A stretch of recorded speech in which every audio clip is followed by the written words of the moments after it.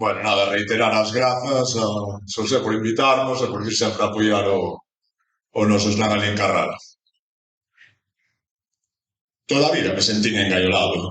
Xa de cativo nesas aulas de réxime espartano. Pensaba que me roubaban o meu ben máis preciado. Entre catro paredes, obrigado a non falar, tendo que pedir permiso ata para poder mesar. Nin cómodos nos deixaban sentar, mentras días a vida pasaba, coa sensación de non a desfrutar. A forma de me revelar foi non estudar. E así ter esa sensación de presentar batalla e non me deixar dobregar. Tardei anos en comprender que o que nos brindaban con educación era un arma nas nosas mans que non en todos sitios poden gozar. Mas de que vale que che entreguen un arma se non che ensinan a usar? Con 16 anos ainda a escola puseme a traballar. Xa con cartos no bolsillo tiña a sensación de vivir en liberdade. Supoño que o fume de tabaco non me deixaba ver a realidade. Entre trago e trago, os disparos ían sempre ao sitio equivocado.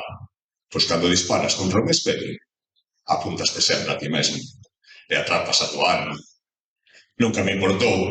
Disfrutei os meus anos na illa de Oficia, embrusado por Calipso, e fixen do lema do rock and roll o pilar da miña vida.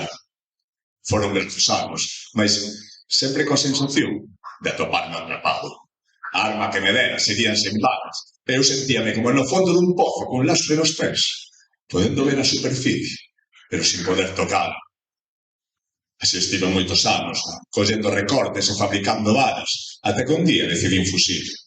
Puxen cera nas orellas e atimo o mástil do meu barco para así cruzar a illa das sereas sen caer máis en tentación.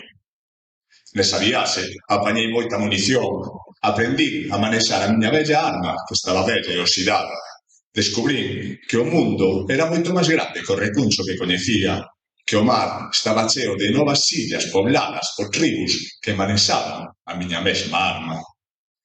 Agora, con eles, xa non renunciarei máis a eles para librar a miña batalla. Na que sí, disparar contra un espello, apuntándome a min mesmo. Pero desta vez, os tiros liberan a miña alma.